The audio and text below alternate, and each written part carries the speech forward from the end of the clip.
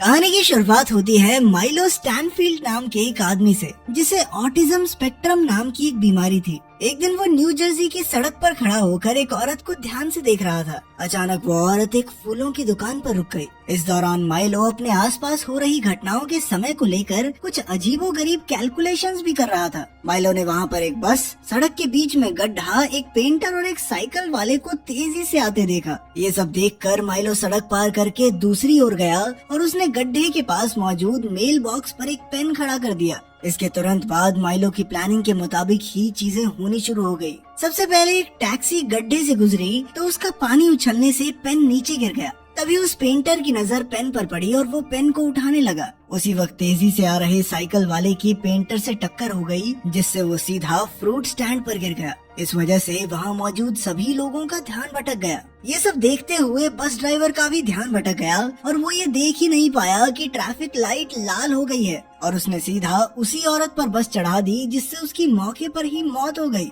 Milo ने देखा कि उसका प्लान कामयाब रहा तो वो चुपचाप वहाँ से चला गया। इसके बाद हम ओलिविया नाम की एक FBI एजेंट को देखते हैं, जो फ्रिंज हेडक्वार्टर्स के पैरानॉर्मल डिपार्टमेंट में काम करती थी। ओलिविया के सर पर चोट लगने के बाद आज वो काफी समय बाद ऑफिस आई थी। वहाँ उसकी मुलाकात चार्ली से हुई, जो उनकी टीम का सुपरवाइजर था। इसी दौरान एजेंसी का चीफ वॉल्टरनेट बिशप अपने असिस्टेंट फिलिप से ओलिविया के बारे में बात कर रहा था। फिलिप ने कहा कि ये ओलिविया नहीं बल्कि उसकी बहरूपिया फॉक्स लिविया है और इसे टीम में रखना खतरे से खाली नहीं है। तब ये खुलासा होता है कि ऑफिस में मौजूद ओलिविया सच में असली नहीं थी। वॉल्टरनेट ने कहा कि उसने जानबूझकर फॉक्स लिविया के दिमाग में ओलिविया के दिमाग की यादें भरकर उसे यहाँ रखा है। उसने कहा कि फॉक्स लिविया ही एक ऐसी इंसान है जो अलग अलग ब्रह्मांडों में आ जा सकती है। वॉल्टरनेट ये जानना चाहता था कि वो ऐसा कैसे करती है, इसीलिए उसने जानबूझकर फॉक्स लिविया को ये एहसास दिलाया कि वो ओलिविया है और वो इसी दुनिया की रहने वाली है। खैर बाद में चार्ली ने अपनी टीम को उस बस हादसे के बारे में बताया। इस हफ्ते ऐसे 2 हादसे हो चुके थे जिसमें 2 लोगों की मौत हो गई थी। फिर उसने अपनी टीम को मौका वारदात पर जांच पड़ताल के लिए भेजा। कुछ ही देर में FBI टीम वहां पहुंची और सुरागों की खोज करने लगी। इस जांच का हेड लिंकन नाम का एक FBI एजेंट था, जिसके पूरे चेहरे पर बुरी तरह जलने के निशान थे। चार्ली ने लाश की जांच की और उसके फिंगरप्रिंट से उसकी पूरी जानकारी निकाली। पता चला कि मरने वाली औरत का नाम जूलियन फॉस्टर था। उधर ओलिविया बस ड्राइवर से पूछताछ कर रही थी तो वो भी एकदम हैरान था, क्योंकि उस बस ड्राइवर ने तो आज तक किसी पक्षी या जानवर को भी नहीं मारा था। इधर एजेंट लिंकन को लगा कि कहीं मौसम में किसी बदलाव के कारण तो ये हादसा नहीं हुआ, पर इस जांच में भी कुछ हाथ नहीं लगा। लेकिन तभी उसकी नजर सड़क पर गिरे हुए उस पेन पर पड़ी। बाद में ओलिविया ने लिंकन को बताया कि जब पेंटर पेन उठाने गया तो उसकी टक्कर साइकिल वाले से हो गई, जिसके बाद वो फ्रूट स्टैंड में जा गिरा। तब एजेंट लिंकन ने हिसाब लगाया कि इसी पेन की वजह से एक के बाद एक चीजें होती रही और अंत में उस लड़की की मौत हो गई।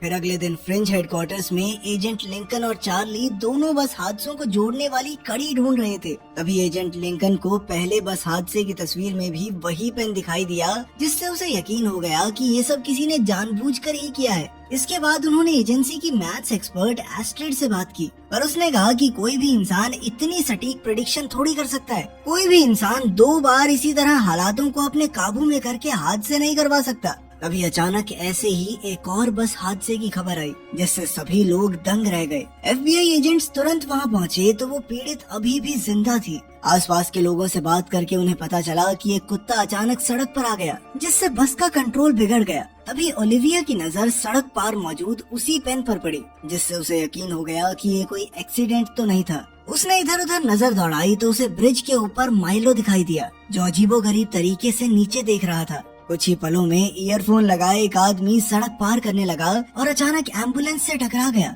अब ओलिविया ने तुरंत अपनी टीम को इशारा किया और माइलो के पीछे दौड़ी। ये देखते ही माइलो ने अपने दिमाग में कैलकुलेशंस करके एक साइकिल ब्रिज से नीचे फेंक दी, जिससे बस अचानक मुड़कर ब्रिज से नीचे आ गई। इतने में ओलिविया ने माइलो पर बंदूक तानकर उसे खुद को पुलिस के हवाले करने को कहा, मगर माइलो अचानक ब्रिज से कूदकर बस पर आ गिरा और इस तरह वो पूरी FBI को चकमा देकर भाग निकला। इसके बाद माइलो घर पहुंचा तो उसकी बहन मैडलिन उसकी बहुत चिंता कर रही थी। मैडलिन ने माइलो से कहा कि उसे हॉस्पिटल से बहुत फोन आ रहे हैं, पर माइलो ने उस पर ध्यान नहीं दिया। फिर मैडलिन ने उसे खुद को पुलिस के हवाले करने को कहा, क्योंकि अब चीजें हाथ से बाहर जा रही हैं। पर माइलो ये भी पहले से जानता था कि वो क्या कहने वाली है, इसीलिए वो उसके मन की बातें उससे पहले ही बोलने लगा, जिससे मैडलिन चुप हो गई। और बाद में मैडलिन ने उसे एक घोड़े वाला खिलौना दिखाया जिसे देखकर उसे अपनी माँ की याद आ गई और वो चुपचाप वहाँ से चला गया। वहीं दूसरी ओर एजेंट लिंकन अपने चेहरे के चेकअप के लिए हॉस्पिटल आया था। बर्न चेम्बर में जाने से पहले उसने ओलिविया से कहा कि इन तीनों हादसों में जिन भी लोगों की मौत हुई है उन्हें आपस में जोड़ने की कोशिश करो,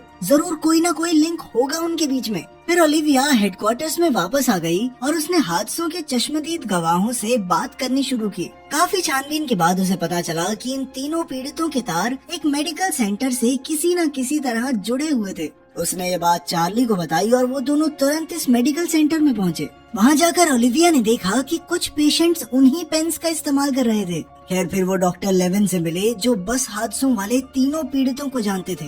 डॉक्टर लेविन ने कहा कि वो मंद बुद्धि पेशेंट्स पर एक्सपेरिमेंट करके उनकी इंटेलिजेंस को बढ़ाने की कोशिश करते हैं। फिर उन्होंने अपने कुछ पेशेंट्स की वीडियोस भी दिखाई और तभी ओलिविया ने माइलो को भी देखा। जब ओलिविया ने माइलो के बारे में पूछा तो डॉक्टर ने बताया कि उन्होंने माइलो पर भी ड्रग एक्सपेरिमेंट किया था जिससे उसका IQ बहुत तेजी से बढ़ गया। इसके बाद उन्होंने माइलो को उसकी बहन की देखरेख में हॉस्पिटल से छुट्टी दे दी और कुछ समय बाद उसे इस एक्सपेरिमेंट को उल्टा करने के लिए वापस हॉस्पिटल आना पड़ा। और अब माइलो उनके फोन नहीं उठा रहा और जो भी उसे काबू करने की कोशिश करता है माइलो उसे मार देता है। ये सुनकर FBI एजेंट्स ने माइलो की बहन से मिलने का फैसला किया, पर वो ये नहीं जानते थे कि माइलो ने ओलिविया पर नजर रखी हुई थी और उसे ओलिविया के हर कदम की खबर थी जिससे वो उसका अगला कदम पहले ही जान लेता था। खैर बाद में चार्ली और ओलिविया माइलो के घर गए जहाँ उनकी मुलाकात मैडलिन से हुई। उन्होंने उससे माइलो का पता ठिकाना पूछा पर उसने कहा कि वो कुछ नहीं जानती। एजेंट समझ गए कि वो जरूर कुछ न कुछ छुपा रही है, इसीलिए उन्होंने उसे समझाने की कोशिश की कि उसका भाई कैसे खौफनाक जुर्म करता घूम रहा है शहर में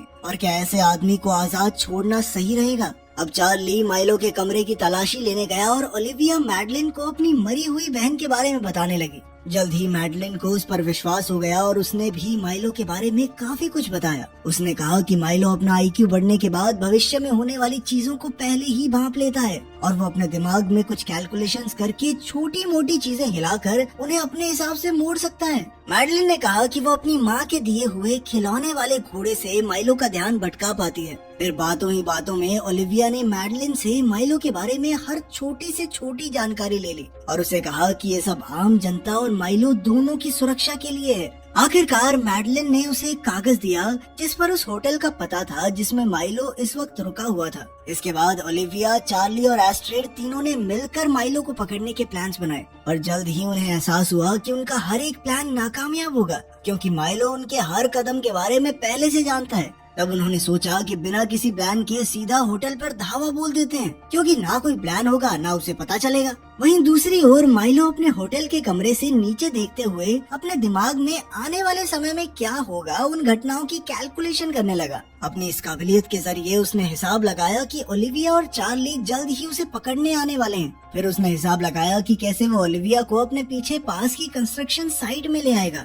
और फिर उसे ईंटों के ढेर के नीचे दबाकर मार डालेगा। उसकी भविष्यवाणी के हिसाब से ही दोनों FBI एजेंट्स होटल तक आ पहुँचे और उन्होंने देखा कि माइलो सड़क पार तैयार खड़ा था। फिर वो अचानक से कंस्ट्रक्शन साइट की ओर भागा तो एजेंट्स भी उसका पीछा करने लगे। उस वक्त ओलिविया ने वहाँ लगे चेतावनी के साइन पर ध्यान नहीं दिया जिस पर लिखा था कि इस इलाके में ऑक्सीजन की मात्रा बहुत कम है। वो बिना ऑक्सीजन टैंक पहने ही अंदर की ओर दौड़ते हुए चली गई और इससे माइलो की कैलकुलेशंस थोड़ी गलत हो गई। उसी वजह से जब ईंटों का पहाड़ उस पर गिरने वाला था तो वो पहले ही वहाँ से निकल गई। अपनी कैलकुलेशंस गलत होते देख माइलो भौचक्का रह गया और अचानक ओलिविया ने उसे धर दबोचा। लेकिन तभी ओलिविया को सांस आना बंद हो गया क्योंकि वहाँ ऑक्सीजन बहुत ज्यादा कम थी। पर खुशकिस्मती से चार्ली ने ऐन वक्त पर वहाँ आकर उसे रेस्पिरेटर दिया। आखिरकार माइलो के पकड़े जाने के बाद चार्ली ने ओलिविया से पूछा कि वो पहले रेस्पिरेटर पहनने के लिए क्यों नहीं रुकी तो ओलिविया ने कहा कि चेतावनी वाले साइन पर उसका ध्यान ही नहीं गया। इसके बाद ओलिविया मैडलिन को लेकर हॉस्पिटल आई जहां माइलो एक सुपर कंप्यूटर चला रहा था। डॉक्टर के मुताबिक माइलो के दिमाग में IQ बढ़ाने वाला ड्रग बहुत ज्यादा समय से मौजूद है और अब वो उसे वापस पहले जैसा नहीं कर सकते। अब उसका दिमाग इतना एडवांस हो चुका है कि सिर्फ मशीन्स ही उसके ख्याल पढ़ सकती हैं। ये खबर सुनकर मैडलिन दुखी हो गई और उसने कमरे में जाकर वो खिलौना माइलो के सामने रख दिया। फिर रात को जब ओलिविया अपने घर पर थी तो पीटर नाम के एक लड़के की झलक दिखाई दी। असल में पीटर दूसरी दुनिया में उसका बॉयफ्रेंड था। पीटर ने ओलिविया को समझाया कि वो इस दुनिया की नहीं है। उसने ओलिविया को समझाया कि तुम्हें इस दुनिया के तौर तरीके नहीं पता, इसीलिए तुमने वो साइन नहीं देखा और तुम्हारी जान बच गई। अगर तुम उस साइन को देखकर रुक जाती तो उस दिन तुम्हारी मौत पक्की थी। फिर पीटर ने उसे अपनी पिछली जिंदगी के बारे में याद करने को कहा और उसे चूमकर गायब हो गया। अगर वीडियो पसंद आई तो लाइक कर देना, चैनल को सब्सक्राइब कर देना। मिलते हैं अगली वीडियो में।